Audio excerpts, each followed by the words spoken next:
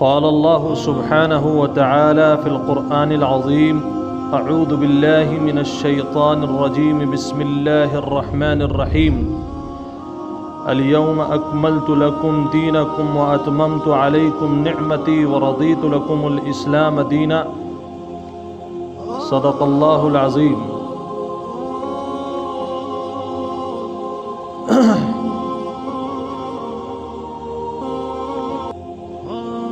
بزرگان دین اور عزیز ساتھیوں،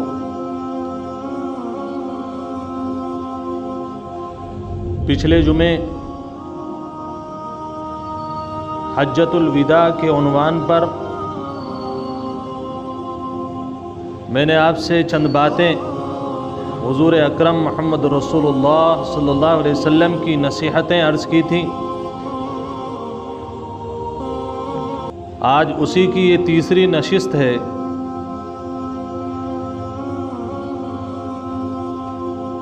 چونکہ رسول اللہ صلی اللہ علیہ وسلم کا حج بھی ساتھ ساتھ میں ہمیں سمجھ میں آتا رہے، اور اس حج میں آپ نے امت کو کیا نصیحتیں فرمائی ہیں وہ بھی سامنے آتی رہے،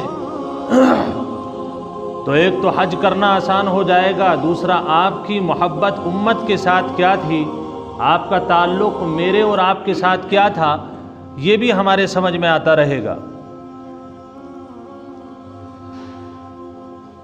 میں نے بات یہاں پر چھوڑی تھی کہ حضور پاک صلی اللہ علیہ وسلم مدینۃ المنورہ سے 25 ذی القعدہ کو نکلے اور 8 ذی الحجہ کو آپ مکہ المکرمہ پہنچے ہیں۔ اس کے بعد وہ سب نصیحتیں ہوئیں جو آپ نے پچھلے 2 جمعوں میں سنی۔ چونکہ آپ طواف کے بعد مینا گئے ہیں،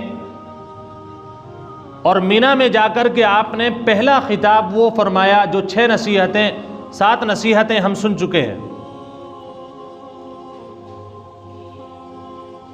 حضور اکرم صلی اللہ علیہ وسلم نے مینا کے بعد عرفات، اور عرفات کی وہ نصیحتیں، اور عرفات میں آپ نے ظہر اور عصر کی نماز ایک ساتھ پڑھی ہے۔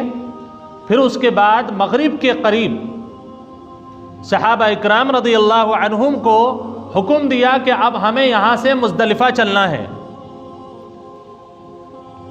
عرفات سے جو دن عرفے کا ہوتا ہے اس میں شام کے وقت عصر کے بعد نکلنا ہوتا ہے، اور مغرب کے قریب اور کبھی مغرب سے زیادہ وقت بھی ہو جاتا ہے، حالانکہ قاعدہ یہ ہے کہ مغرب سے پہلے نکل جائیں۔ سارے صحابہ اکرام تقریباً 1,24,000 صحابہ اس وقت مجمع میں موجود تھے، اور اس وقت یہ فیسلٹیز نہیں تھیں جو آج ہمارے پاس ہیں۔ نہ کوئی بس کا انتظام ہے، نہ کوئی مائک کا انتظام ہے۔ اب ان لوگوں کی محبت کا آپ اندازہ لگائیں کہ رسول اللہ صلی اللہ علیہ وسلم اتنے بڑے مجمع میں ایک آواز کوئی ایک بات کہتے اور سارے صحابہ اس کو سن لیتے۔ یہاں تو اگر مائک نہ ہو تو شاید یہاں سے باہر والے لوگوں کی آدھی بات سمجھ میں آئے اور آدھی بات سمجھ میں نہ آئے، اور جو چھت پر ہے ان کا تو مسئلہ ہی ختم۔ بہرحال آپ صلی اللہ علیہ وسلم اپنے صحابہ کو لے کر آپ مزدلفہ پہنچے۔ وہاں جا کر چونکہ ابھی مغرب کی نماز رہ گئی تھی، راستے میں ہوئی مغرب کی اذان اور مغرب کا وقت، مغرب اور عشاء آپ صلی اللہ علیہ وسلم نے مزدلفہ میں صحابہ کو پڑھائے، مغرب اور عشاء ساتھ میں، پہلے مغرب اور اس کے بعد عشاء۔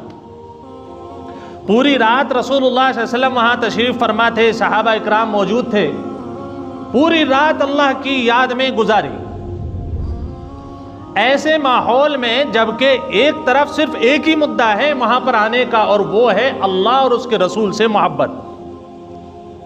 نہ اس وقت موبائل تھے کہ وہاں وقت گزر جائے، نہ ان کے پاس اتنا وقت تھا کہ وہ کسی فضول کام میں اپنے وقت کو ضائع کریں۔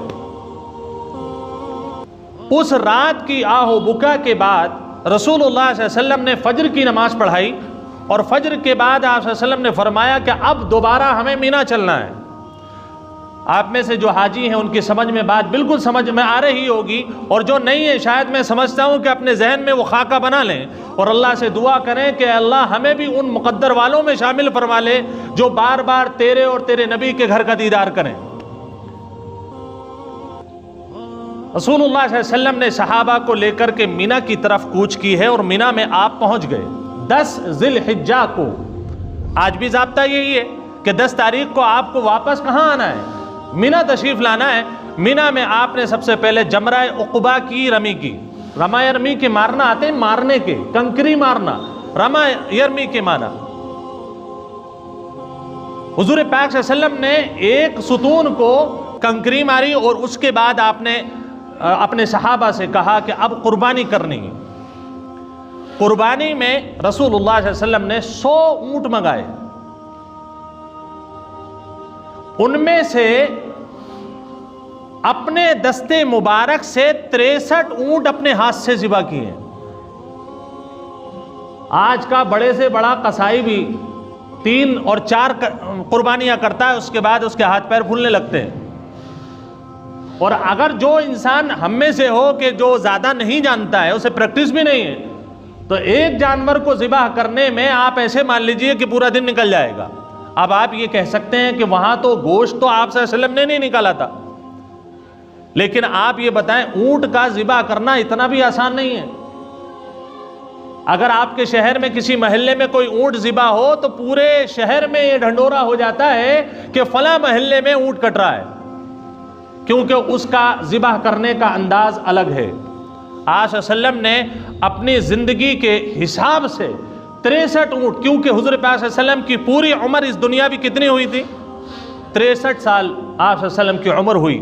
اپنے ہر ایک سال کے مقابلے میں 1 اونٹ ذبح کیا، اس اعتبار سے 100 میں سے 63 اونٹ اپنے دستے مبارک سے ذبح کیے، باقی رہے 37 اونٹ تو وہ بھی قربانی رسول اللہ صلی اللہ علیہ وسلم کے لیے کی گئی، اور اس کو کرنے والے حضرت علی کرم اللہ وجہہ تھے۔ اس حج کے اس رکن سے ہمیں یہ سمجھ میں آتا ہے کہ اگر اللہ نے آپ کو وسعت دی ہے، آپ کے پاس پیسہ ہے اور آپ اللہ کو راضی کرنے کے لیے تیار ہیں، آپ اپنے پیسے کا صحیح استعمال کریں۔ اپنی عمر کے اعتبار سے یقیناً 15 سال تک کے جب ہوئے یا جب تک آپ کما نہیں رہے تھے تو آپ کے والد صاحب نے آپ کا زیادہ سے زیادہ عقیقہ تو کر دیا ہوگا، اس کے بعد قربانی تو نہیں کی ہوگی۔ تو آپ اپنی زندگی کے سال کا حساب لگائیں، اور اگر اللہ نے وسعت دی ہے تو ہر سال کے مقابلے میں اپنے نبی صلی اللہ علیہ وسلم کی سنت پر عمل کرتے ہوئے ایک جانور کو ذبح کریں۔ اب یہاں سے وہ بات بھی سامنے آ جاتی ہے کہ ہر ایک کا نقطہ نظر یہ ہے کہ جب میں بڑے جانور میں حصہ کروں تو بس ایک ہی حصہ کافی ہے۔ یہ بتائیں اونٹ میں کتنے حصے ہوتے ہیں؟ بھول گئے یا یاد ہے؟ اونٹ میں کتنے حصے ہیں؟ 7 حصے ہیں۔ اب ہمارے یہاں کا کانسیپٹ یہ ہے کہ بس ایک ہی حصہ ہونا چاہیے، ایک میرا، اس میں بھی ایک رسول اللہ صلی اللہ علیہ وسلم کا، اور اس کے بعد اگر ماں اور باپ کی ہدایت اللہ نے دے دی تو ان کی طرف سے، مطلب یہ 7 حصے پورے کرنے ہیں چاہے کیسے بھی ہوں۔ شریعت کا طرز یہ نہیں ہے جو ہم نے اختیار کر رکھا ہے، یہ تو ان لوگوں کے لیے ہے جو قربانی کی مبارک اس عمل میں شامل ہونا چاہتے ہیں اور ان کے پاس پیسہ نہیں ہے، وہ ذرا نچلے درجے سے تعلق رکھتے ہیں، ان کے پاس روزانہ کی کمائی ہے، آتا ہے جاتا ہے، کھاتے ہیں، بس تھوڑا بہت ان کے پاس ہے جس سے وہ صاحب نصاب بن گئے۔ اگر وہ پورا جانور لیں گے تو ان کی کل پراپرٹی چلی جائے گی۔ ان لوگوں کے لیے یہ اللہ نے اپرچونٹی دی، ان لوگوں کے لیے موقع دیا ہے کہ آپ بھی محروم مت رہو، ایک حصہ صحیح، اللہ تمہارے ایک حصے کو بھی پورے جانور کا ثواب عطا فرما دے گا۔ لیکن یہ صاحب حیثیت لوگوں کے لیے نہیں ہے۔ رسول اللہ صلی اللہ علیہ وسلم نے اپنی 1 سال کے مقابلے 1 اونٹ کو رکھا ہے۔ اگر آپ کو اللہ نے وسعت دی ہے، ہندوستان میں اتنی غریبی ہے کہ کتنے لوگ، بلکہ یوں کہہ لیجئے کہ 100 میں سے شاید 30 یا 32 لوگ اپنی قربانی کے مستحق ہوتے ہیں اور وہ کر پاتے ہیں۔ 70% وہ لوگ ملیں گے جن کے اوپر نصاب پر واجب نہیں ہے. وہ قربانی ان میں سے بھی چند لوگ اس وجہ سے کرتے ہیں کہ میرا بچہ کسی کا منہ نہ دیکھے. اگر اللہ نے آپ کو وسعت دی ہے، آپ اپنے گھر کے افراد کو دیکھیں، 7 لوگ ہیں، 7 بھینسیں لے کر کے آئیں. اور مقصد یہ نہیں ہونا چاہیے کہ ہم محلے میں دکھائیں گے. یہ تو پہلے بھی بات سامنے آ چکی ہے. لن ینال اللہ لحومها ولا دماؤها ولکن ینالہ التقوی منکم. اللہ کہتا ہے کہ اگر ریاکاری کرو گے 7 بھینسوں کے پیسے تو جائیں گے اللہ کے یہاں نہیں، بلکہ یہ تمہیں جنت کی جگہ جہنم میں لے جائیں گے. لیکن اگر نیت اچھی ہے، بھائی ایک تو یہ ہے کہ میرے نبی کی سنت ادا ہو جائے گی، میری طرف سے ایک جانور، میرے 4 بچوں کی طرف سے 4 جانور، ساتھ میں اے اللہ تیری مخلوق بھی ہے. میں اگر ایسے دوں گا سال میں تو میں نہیں دے پاتا ہوں، اتنا گوشت لوگوں کے گھر میں نہیں بیچ پاتا ہوں. اے اللہ یہ ایک عنوان ہے، تو بھی راضی ہو جائے، تیری مخلوق کے گھر میں یہ گوشت پہنچ جائے تاکہ وہ کھائے تو ان کے دلوں سے بھی دعائیں نکلیں. یہ نیت ہوگی تو جانور 5 ہوں گے، 5 کے 5 جانور ہو سکتا ہے اخلاص نیت ایسی ہو جائے کہ آپ کو یہ 5 جانور جنت میں لے جائے. کیونکہ قربانی کے بعد کسی کو پتہ نہیں ہوتا ہے کہ کل کو وہ زندہ رہے گا بھی یا نہیں رہے گا. ہر عمل کو ایسا بنائیں کہ اب اگر موت آ جائے تو افسوس نہ ہو کہ مجھے موقع نہ ملا. رسول اللہ صلی اللہ علیہ وسلم نے یہ 100 اونٹ ذبح کروائے. اب اگر یہاں پر کوئی کہے یہ تو فضول خرچی ہے، تو آپ اتنے بڑے اللہ والے نہیں ہیں کہ آپ آقائے نامدار محمد عربی محمد رسول اللہ صلی اللہ علیہ وسلم کی ذات پر انگلی اٹھائے. یہاں قربانی ہو گئی مینا میں، اس کے بعد آپ صلی اللہ علیہ وسلم نے طواف زیارت، یعنی اس کے بعد ایک طواف کرنا رہتا ہے قربانی کے بعد. پہلے دن پہلے رمی کرنا رہتی ہے، اس کے بعد قربانی کرنا رہتی ہے، اور اس کے بعد طواف کرنا رہتا ہے، اس کے بعد حلق ہوتا ہے. آپ صلی اللہ علیہ وسلم وہاں سے 10 تاریخ کو نکلے اور بیچ میں ایک جگہ پڑی محسب کے نام سے. یہ وہی جگہ ہے جہاں حضور پاک صلی اللہ علیہ وسلم کے ابتدائی نبوت کے دور میں لوگوں نے آپ کو وہاں پر پلاننگ بنائی تھی کہ ان کا بائیکاٹ کر دیا جائے. آپ صلی اللہ علیہ وسلم نے وہاں کھڑے ہو کر کے اللہ کا شکر ادا کیا. اے اللہ ایک وقت وہ تھا کہ لوگ مجھے یہاں بند کرنے کی پلاننگیں کر رہے تھے، میرا کھانا پینا بند کر دیا. اے اللہ چند سال کی مہلت کے بعد تو نے مجھے کتنی راحت دے دی کہ آج یہاں پر سب تیرا بول بالا کرنے والے صحابہ ہیں، تیرے نبی سے محبت رکھنے والے صحابہ ہیں. اے اللہ تیرا شکر ہے. اور وہاں پر آپ نے ایمان کی لوگوں کو دعوت دی. ابھی آپ کا دوسرا خطاب شروع نہیں ہوا ہے. ابھی آپ طواف زیارت کر کے دوبارہ آپ مینا تشریف لے گئے. چونکہ اب کیا کرنا ہے، 11 اور 12 میں جو بقیہ رمیے ہیں ان رمی کو کرنا ہے. 3 رمی کرنی ہے تو 11 کو کرو، 12 کو کرو اور 13 کو کرو، کنکری مارنے کا عمل. حضور پاک صلی اللہ علیہ وسلم نے اس کے درمیان میں آپ کو ایک بات میں بتا دوں. ایک صحابی تھے معمر ابن عبداللہ. آپ کو میں نے بتایا تھا کہ طواف کے بعد کیا کرنا ہوتا ہے، حلق کرانا ہوتا ہے، یا قربانی کے بعد حلق کرانا ہوتا ہے. اس حلق کا کام کرنے والے معمر ابن عبداللہ صحابی ہیں. حضور پاک صلی اللہ علیہ وسلم نے اپنے سر کے بال جو اتروائے تھے، صحابہ اکرام ٹکٹکی باندھ کر کے دیکھ رہے تھے کہ ان میں سے ایک بھی بال زمین پر نہیں گرنا چاہیے. یہ محبت کا عالم تھا. اسے صحابیت کہتے ہیں، اسے ایمان کہتے ہیں. آپ صلی اللہ علیہ وسلم ان کے بھانپنے کو سمجھ گئے کہ یہ لوگ کس طرف دیکھ رہے ہیں اور کیا چاہ رہے ہیں. حضور پاک صلی اللہ علیہ وسلم نے وہ بال ہاتھ میں لیے، اور جو صحابہ اکرام ٹکٹکی باندھ کر کے دیکھ رہے تھے کہ یہ ریش مبارک ہمیں مل جائے، یہ آپ کے منہ مبارک ہمیں مل جائیں، آپ نے فرمایا لاؤ ہاتھ پھیلاؤ، تم یہی تو لینا چاہ رہے ہو. آپ نے اپنے سر کے بال تھوڑے تھوڑے جو صحابہ وہاں موجود تھے سب کو دے دیے. ان صحابہ نے ان بالوں کو ایسے رکھا، شاید اتنی قدر کے ساتھ آج ہم ہیرے اور جواہرات بھی نہیں رکھ سکتے ہیں. حضور پاک صلی اللہ علیہ وسلم نے اس کے بعد خطاب کیا ہے اور دوسرا خطبہ دیا ہے. اس میں سے اب پہلی نصیحت رسول اللہ صلی اللہ علیہ وسلم کی، ایھا الناس هل تدرون فی ای شہر انتم وفی ای یوم انتم وفی ای بلد انتم.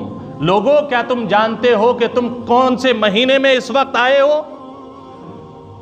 حج کرنے کے لیے کون سے مہینے میں آئے ہو؟ یہ تو صحابہ کو سب کو پتا تھا کہ ذی الحجہ کا مہینہ ہے.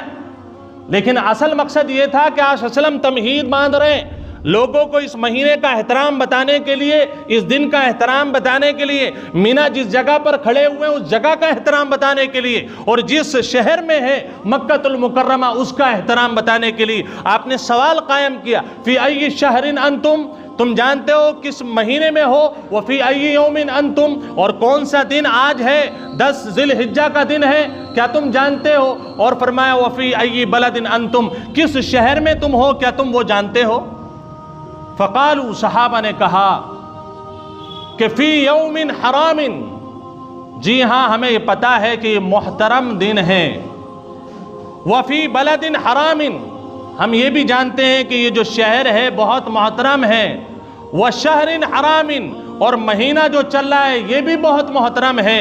رسول اللہ صلی اللہ علیہ وسلم نے ان کا جواب سن کر کے اب نصیحت فرمائی، فرمایا فَإِنَّ دِمَاءَكُمْ وَأَمْوَالَكُمْ وَأَعْرَاضَكُمْ عَلَيْكُمْ حَرَامٌ كَحُرْمَةِ يَوْمِكُمْ هَذَا وَبَلَدِ هَذَا وَفِي شَهْرِ هَذَا۔ حضور پاک صلی اللہ علیہ وسلم نے فرمایا کہ اگر تم جانتے ہو کہ یہ مہینہ بہت محترم ہے، یہ دن بھی بہت محترم ہے، یہ شہر بھی بہت محترم ہے، تو سنو آج میں تمہیں نصیحت کر رہا ہوں کہ تمہارے جو مال ہیں، تمہاری جو آپس کی عزتیں ہیں، تمہاری جو آبروئیں ہیں، تمہارا جو خون ہے، تمہارے لیے اتنا ہی محترم ہے جتنا آج کا دن محترم ہے۔ 10 ذی الحجہ کا دن تمہارے لیے اتنی ہی عزت دوسرے کی محترم ہونی چاہیے جتنا یہ مہینہ محترم ہے، اور یہ دن محترم ہے، اور یہ شہر محترم ہے۔ لہذا سنو، اور یہ جو طریقہ میں بتا رہا ہوں کہ آپس میں ایک دوسرے کی عزت تمہارے لیے اپنی عزت ہے، یہ قانون صرف آج کے لیے نہیں ہے، الی یوم تلقونہ، یہ قیامت تک کے دن کے لیے ہے۔ قیامت میں اگر کسی نے اس دن کی بے حرمتی کی، اس شہر کی بے حرمتی کی، اس مہینے کی بے حرمتی کی، یا اس کے علاوہ ایک مسلمان نے دوسرے مسلمان کی بے حرمتی کی، قیامت میں اس کا گریبان پکڑوں گا۔ اگر کسی بھائی نے دوسرے بھائی کو مال کی لالچ میں آ کر اس کا مال دبا لیا ہے، مال کی لالچ میں آ کر اس کو بے عزت کیا ہے، قیامت میں تمہارا گریبان پکڑ لوں گا، تم نے ایک امتی کو ستایا ہے۔ اللہ کے نبی صلی اللہ علیہ وسلم فرماتے ہیں قیامت کی رسوائی سے بچنا چاہتے ہو تو مسلمانوں آپس میں اتحاد اور محبت قائم کرو، آپس میں ایک دوسرے کی عزت کو اپنی عزت سمجھو، اس کے مال کو اپنا مال سمجھو۔ اگر تم اپنے مال کو ضائع کرتے ہو، بتاؤ کوئی نہیں ضائع کرتا، جب تم اپنے مال کو ضائع نہیں کر رہے تو سامنے والے کے مال کو ضائع کرنے پر کیوں تلے ہوئے ہو؟ اللہ کے نبی صلی اللہ علیہ وسلم کی پہلی نصیحت تھی۔ شاید اگر یہ نصیحت ہم مان لیں تو ہم ایک دوسرے کے خلاف جو نفرتیں سینوں میں لیے وہ ٹیلتے ہیں، وہ نفرتیں ختم ہو جائیں گی۔ ایک صاحب نے بڑی اچھی بات کہی، وہ بطور نصیحت میں آپ کو بتا رہا ہوں۔ اللہ کے راستے میں دو دوستوں نے کچھ اماؤنٹ دینے کی بات کی کہ بھئی اتنا میں اللہ کے راستے میں دوں گا۔ سامنے والے سے متعین کر لیا اتنا میں اللہ کے راستے میں دوں گا۔ دونوں نے اپنے اپنے اعتبار سے، ایک نے اپنے والد کے لیے، دوسرے نے اپنے والد کے لیے نیت کر لی۔ اب وہ جو دونوں لوگ اماؤنٹ دے رہے ہیں اللہ کے راستے میں، ان میں سے ایک آدمی شاید بھول گیا یا کچھ ہوا، لیکن دوسرا برابر دیتا رہا۔ ان سے سوال کیا گیا کہ بھئی آپ اپنا جو متعین کیا تھا، نیت کی تھی، اس اماؤنٹ کو نکالے، دوسرا جو دوست ہے اس کا اماؤنٹ کیوں نکال رہے ہیں؟ اس نے بڑا اچھا جواب دیا اور سن کر کے دل خوش ہو گیا۔ اس نے کہا کہ میرا دوست بھائی کے درجے میں ہے، جو اس کے والد وہ میرے والد ہیں۔ اگر کوئی دوست آپس میں اتنی محبت رکھیں، یہی محبت اگر سگے بھائیوں میں آ جائے تو بتائیے وہ خاندان کبھی ٹوٹ سکتا ہے؟ ایک دوسرے میں کیا نفرت ہمارے دلوں میں پیدا ہو سکتی ہے؟ ہم تو نفرت سے سینہ بھر کر بھی یہ کہتے کہ ہم اللہ والے ہیں، ہم رسول اللہ کے ماننے والے۔ سینہ پاک نہیں ہے، اسی لیے ایک دوسرے کی شکایتیں تھانوں میں کرتے ہیں۔ آپ کا دشمن غیر نہیں، آپ اپنے دشمن خود بنے بیٹھے ہیں۔ آپ کو یہ احساس ہوتا ہے کہ اس سامنے والے کی خوشی میں مجھے خوشی نہیں مل رہی ہے۔ بڑا افسوس ہوتا ہے اس وقت جب کوئی کہتا ہے کہ فلاں مسلمان کے گھر کی مخبری کرنے والا ایک مسلمان ہے۔ کسی کی اتنی مجال نہیں ہے کہ وہ آپ کے گھر میں آ کر آپ کی بہو اور بیٹیوں کو، آپ کی بہنوں کو، آپ کی ماں کے اوپر ہاتھ ڈال سکے۔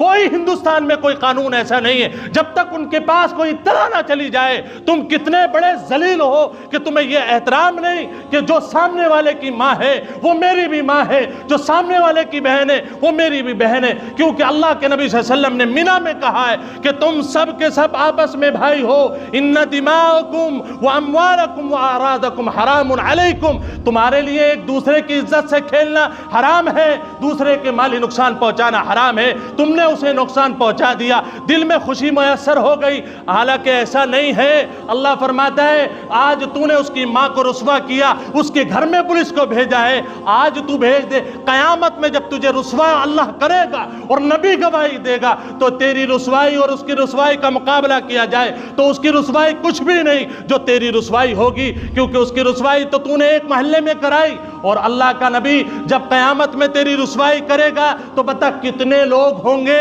کتنی امتیں ہوں گی، کتنا کروڑ کا مجمع ہوگا، اس وقت ذلیل ہوتے ہوئے کیا تم اپنے آپ کو اچھا محسوس کرو گے؟ آپس میں مخبریہ کرنا بند کر دو ورنہ ذلیل ہو جاؤ گے۔ دوسرے کی خوشی میں خوش ہونا سیکھو، یہی ہمارے اسلام کا کانسیپٹ ہے۔ کر کے تو دیکھو، اس کی خوشی میں خوش ہو کر کے تو دیکھو، اللہ دل میں وہ خوشی ڈال دے گا کہ دوسرا آدمی خوش ہوگا۔ اللہ کے نبی صلی اللہ علیہ وسلم فرمایا یہ کہو اضحک اللہ سنک، اللہ تجھے ہمیشہ ہنستا ہوا رکھے۔ دل میں وہ ہوتا ہے نا، سامنے والا اچھا پہنا ہوا اچھا کھا رہا ہے، دل میں آتا ہے کہ یہ کیوں کھا رہا ہے؟ اللہ کے نبی صلی اللہ علیہ وسلم فرمایا دل میں جب خیال آئے تو بجائے اس کے کہ اس کے بارے میں سوچو، فوراً دعا دے دو، اضحک اللہ حسن، اللہ تجھے خوش رکھے، ہمیشہ خوش رکھے۔ جب یہ دعا دے دو گے شیطان نکل جائے گا اور اس کی خوشی اس کے لیے مبارک بن جائے گی۔ دلوں کو پاک کرو، اللہ کے نبی صلی اللہ علیہ وسلم کا پہلا حکم۔ دوسری نصیحت، یا ایھا الناس، اے لوگو، ان ربکم واحد وان آباؤکم واحد، نمبر ایک، تم سب کا رب ایک ہے اور تمہارا باپ بھی ایک ہے، سب کے سب آدم علیہ السلام کی اولاد ہے۔ اب جب ایک باپ کی اولاد ہیں تو آپ یہ کہیں کہ یہ غیر ہے، آپ کو یا مجھے یہ کہنے کا حق حاصل نہیں۔ کیوں؟ جب باپ ایک ہو گیا تو سب آپس میں کیا ہو گئے؟ کوئی بھائی کوئی بہن، آپ آپس میں ریلیشن شپ ہے۔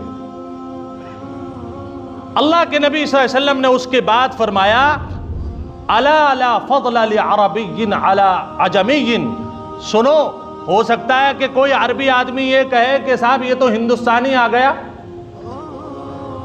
لہذا اسے امامت کے لیے ہم کھڑا نہیں کریں گے، یہ تو صاحب بنگال کا ہے، یہ تو صاحب بہار کا ہے، ہمارے مسلح پہ کیسے کھڑا ہو جائے گا؟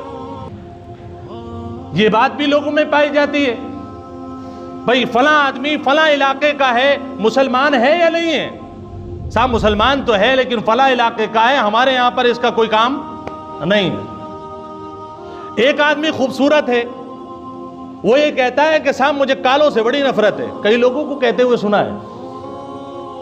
کیا کالے اللہ کی مخلوق نہیں؟ فرمایا وَلَا لِأَحْمَرْ عَلَىٰ أَسْوَدْ وَلَا لِأَسْوَدْ عَلَىٰ أَحْمَرْ۔ آج امریکہ میں آپ یورپ پہ چلے جائیں، کالے اور گورے کی لڑائی ہے،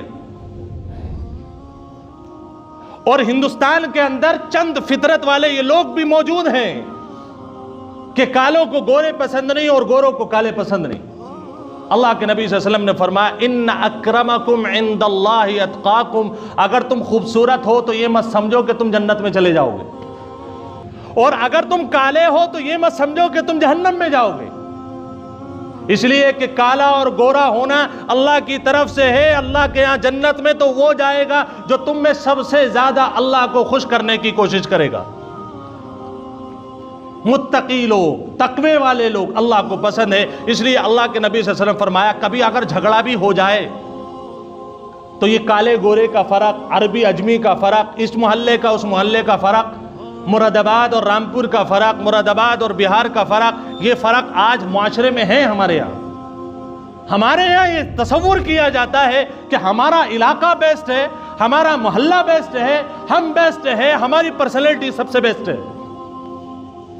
حالانکہ اللہ تعالیٰ نے قاعدہ بیان کر دیا، یہ تو مرنے سے پہلے پہلے تک کے جتنے قانون تم بنانا چاہو بنا لو، مرنے کے بعد تو ہمارا ہی قانون تمہیں نظر آئے گا، اور وہ ہے تقوی کا قانون۔ جو متقی ہوگا، اللہ کی محبت اور رحمت کا مستحق ہوگا، اور جو نمازیں چھوڑے ہوئے ہوگا، قرآن کو چھوڑے ہوئے ہوگا، ماں باپ کا نافرمان ہوگا، یعنی ہمارے اصولوں کو اس نے پامال کیا ہوگا، کتنا بھی حسین بن کر کے آ جائے، قبر کی مٹی سب کو برابر کر دیتی ہے۔ تیسری نصیحت، اب دیکھیے معاشرے میں جو جھگڑے ہیں یہ پوری نصیحتوں کا دار و مدار۔ تیسری نصیحت میں آپ دیکھیں، الا یجنی جان الا علی نفسہ، پہلا قاعدہ بیان فرمایا کہ دیکھو جو مجرم لوگ ہوتے ہیں نا، جرم پیشہ لوگ، اور ایسے مان لیجئے کہ سب ہم جتنے بھی ہیں وہ اللہ کے ہاں مجرم ہیں، باغی ہیں اللہ کے، دل پاک نہیں، دماغ پاک نہیں، اللہ کے قانون ہماری زندگیوں میں نہیں۔ الا یجنی جان الا علی نفسہ، فرمایا جو مجرم ہوگا اس کے گناہ کا اثر اسی کے اوپر پڑے گا، اور فرمایا بہت اہم بات، الا لا ترجع بعدی کفارا، میری بات کان کھول کر کے سن لو، مجھے ایسا لگتا ہے کہ آنے والے دور میں تم پیسے کے اتنے بڑے پجاری ہو جاؤ گے اور دین سے اتنے دور ہو جاؤ گے، مجھے خطرہ ہے کہ کہیں مسلمان نام کے ساتھ تم کافر نہ ہو جاؤ۔ نبی پاک محمد رسول اللہ صلی اللہ علیہ وسلم کو اللہ پاک نے جو دکھایا، جو عطا کیا، وہ ہمارے پاس نہیں ہو سکتا ہے، کیونکہ دین آخری، نبی آخری، یہ سب کچھ آخری ہے، لہذا اللہ پاک نے اپنے نبی کو بتا دیا کہ آنے والے وقت میں کچھ لوگ نام کے مسلمان ہوں گے، نام کے مسلمان ہوں گے، اپنی پاور دکھانے کے لیے مسلمان کی گردن اتارے گا۔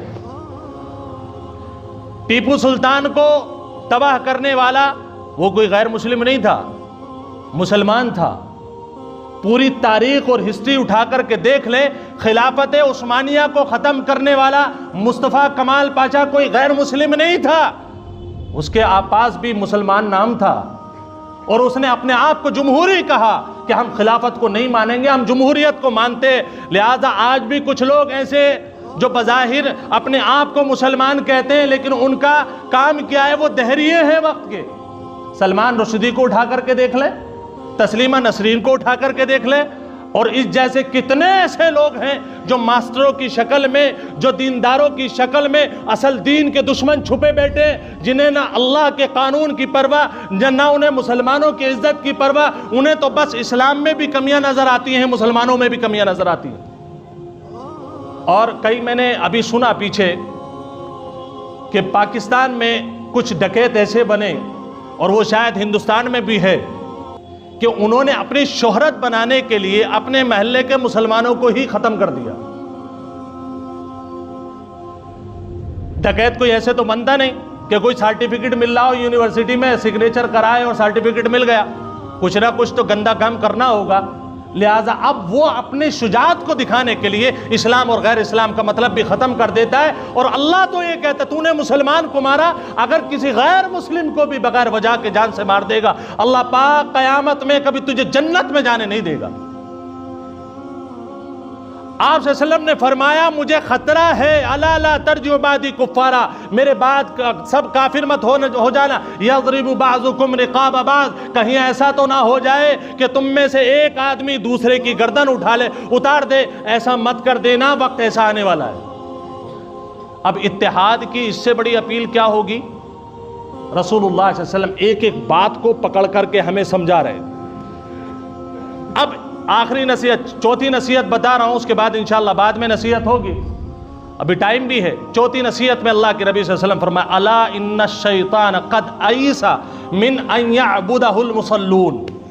دیکھیے کچھ لوگ ایسے ہوتے ہیں، وہ مسلمان سمجھتے ہیں لیکن اس کا تعلق شرک سے ہے، مسلمان تو ہیں لیکن وہ یہ چاہتے ہیں، ان کے سمجھ میں یہ آ رہا ہے کہ اللہ والا جو راستہ ہے مسجد والا، وہ ان کو سمجھ میں نہیں آتا، اور وہ شرک صرف ایک ہی چیز کو سمجھتے ہیں۔ وہ شرک کیا سمجھتے ہیں کہ اگر مندر میں جا کر کے سر ٹیک لیا تو مشرک ہے، اس کے علاوہ شرک کچھ نہیں ہے۔ اللہ کے نبی صلی اللہ علیہ وسلم نے آخری خطبے میں فرمایا کہ دیکھو شیطان کی پوجا کرنا، اب قیامت تک کوئی بھی مسلمان کسی بت کے آگے نہیں جھکے گا، شیطان مایوس ہو چکا ہے، کسی بھی نمازی آدمی کو وہ کسی بت کے سامنے جھکتا ہوا نہیں دیکھے گا۔ لیکن فرمایا ایسی کون سی بات ہوگی کہ تم اللہ والے اپنے آپ کو سمجھو گے، حقیقت میں تم شیطان والے ہوگے۔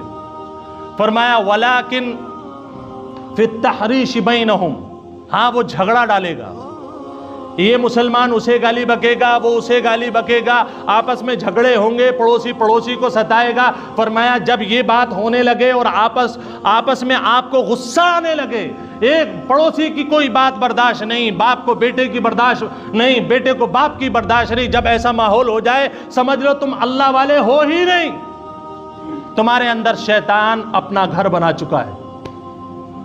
اب علامت ہمارے سامنے ہے، مجھے اپنے آپ کو دیکھنا ہے اور آپ کو اپنے آپ کے اندر جھانک کر کے دیکھنا ہے کہ ہم اللہ والے ہیں یا شیطان والے ہیں۔ یہ نصیحت اللہ کے نبی محمد رسول اللہ صلی اللہ علیہ وسلم نے اس امت کو فرمائی ہے۔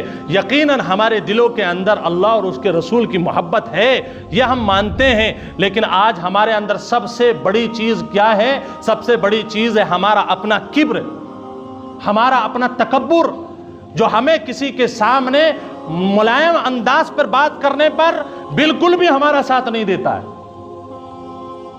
اور کہتے ہیں کہ جب لکڑی کے اندر اکڑ آنے لگے تو اب یہ سمجھ لیجئے کہ یہ جھکے گی تو نہیں، لیکن اس کا آخری وقت اس کا ٹوٹ جانا ہوگا، اور جب وہ ٹوٹ جائے گی تو ایسے سمجھ لیں اس کا اپنا وجود ہی ختم ہو جائے گا۔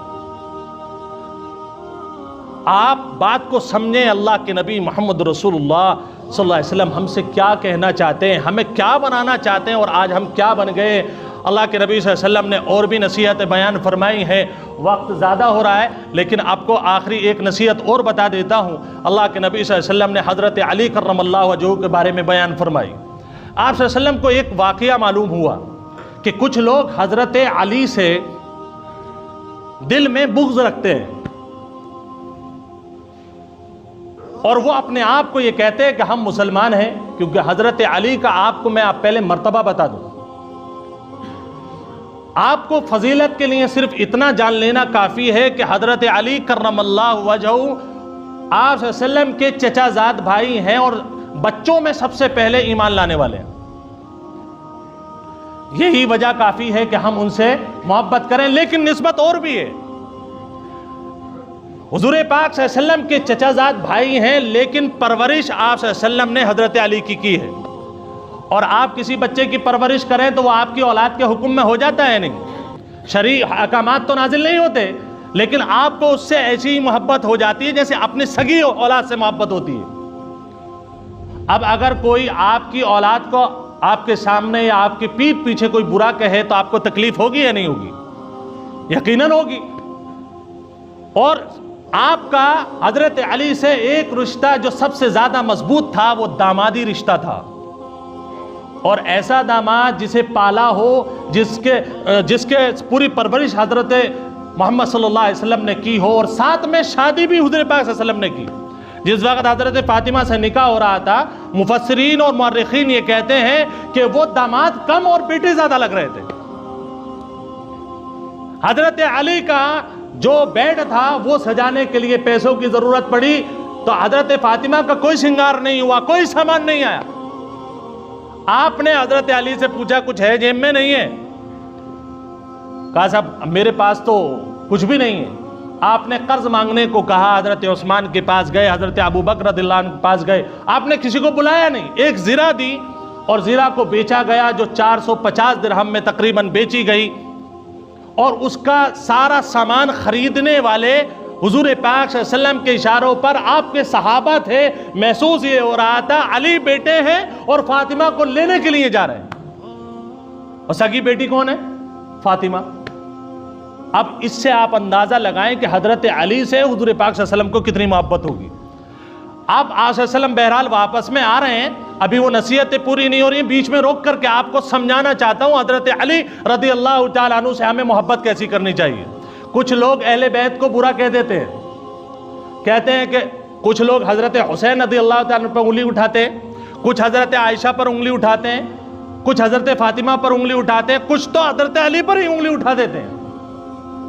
حضور پاک صلی اللہ علیہ وسلم نے غدیر خم میں جا کر کے سب لوگوں کو جمع فرمایا اور مسلمانوں سے عہد لیا اور فرمایا کہ علی کا ہاتھ پکڑا اور فرمایا کہ علی مجھے محبوب ہے، جسے میں محبوب ہوں اس کے لیے ضروری ہے کہ وہ علی سے بھی محبت کرے۔